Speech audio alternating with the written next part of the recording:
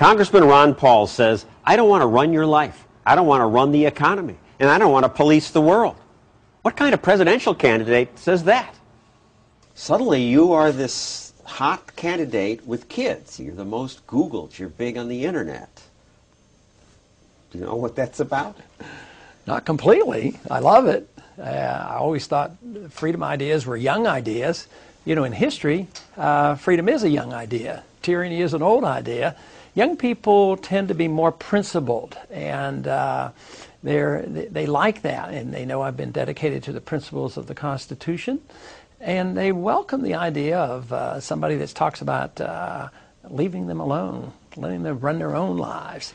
And leaving people alone is not something I often hear politicians talk about. That's sad, and I tell people the reasons I run for president not because of the things I want to do, but more because of the things I don't want to do. I don't want to run your life, and I don't want to run the economy, and I don't want to police the world. But who's going to do it if you politicians don't do it?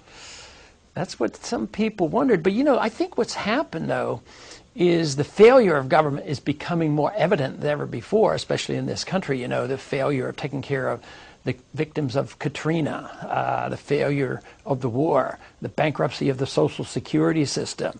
The government hasn't protected us from lead in paints, you know, on and on. It just goes on. So is the answer more government, more protection?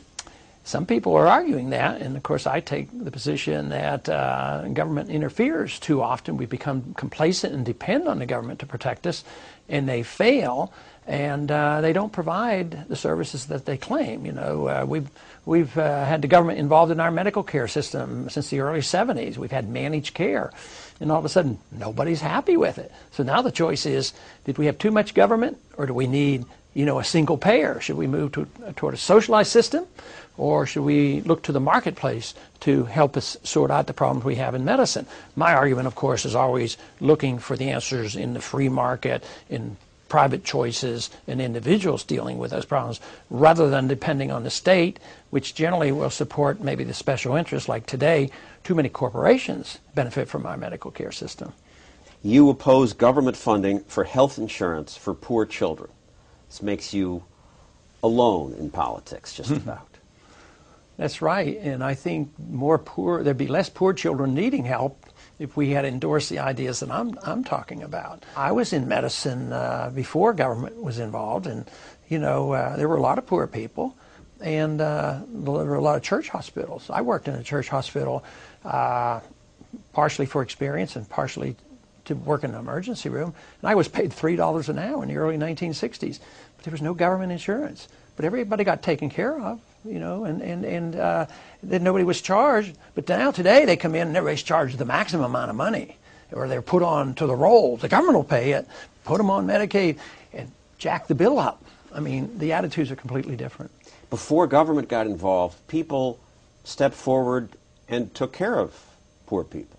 Absolutely. Now we expect government to do it. We expect government to do it, and about all it does is when the government gets involved, say in education or medicine, instead of increasing the quality of the care or the education or spreading it, it pushes prices up. So the quality of education and medicine has gone down. Less people are getting the benefits, but look at where the prices have gone up the most. It's in the areas where the government is most involved. It's hard for people to imagine how the care could be given without government once you're used to government. But you're an obstetrician. In your own practice, you don't take Medicaid or Medicare. How do people pay for it? Never did. Sometimes they'll pay a small fee. Sometimes they would pay nothing. And that's the way I was taught. You know, there's a hospital in my district in Galveston, Texas, and it's called the Shriners Hospital. It's well known. It's a burn hospital. And if you don't have any money, and you can go there, whether you're a child or an adult, you can be taken care of.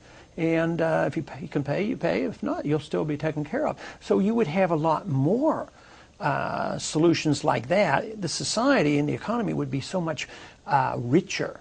We'd be richer because government wouldn't be taking 40% of the money in taxes? That's right. I wouldn't have an income tax. I wouldn't be taxing people to run the educational system or running the medical system. This is hard for people to imagine. Medicare, free medicine for people your age. How can elderly people be taken care of without a big government program like that? Right now it's difficult because we've made a whole generation or two dependent. But the question that we ought to ask is, if we continue to do what we do, how are we going to finance it? Fewer people going into the workforce, cost of medicine going up.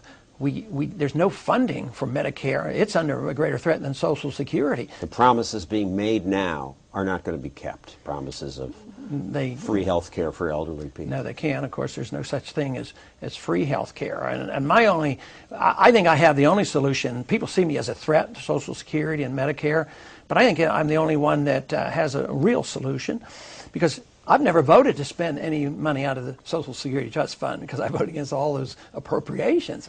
Your party created a prescription drug program. You voted against it. Don't elderly people need these drugs?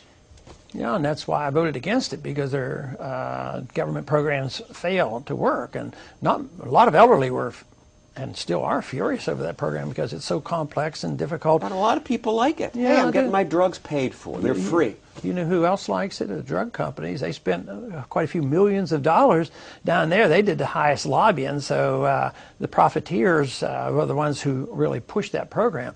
But the assumption shouldn't be made that if you didn't have it, people wouldn't get, their drugs. There are other ways. The market is designed, if you follow the market, to lower prices, not raise prices. You vote against all this stuff. Don't your colleagues hate you? No, I think I'd like to think subtly that maybe they respect me a little bit. It's because every once in a while they'll come up and say, I wished I could get away with what you do. But I think people in my district, and hopefully in this campaign, and I'm running now, that people will respect these views and come around to understanding the economics. And I think that is what's happening. I think people are realizing this country is bankrupt and we have to do something. It's not working, so they're looking for some solutions.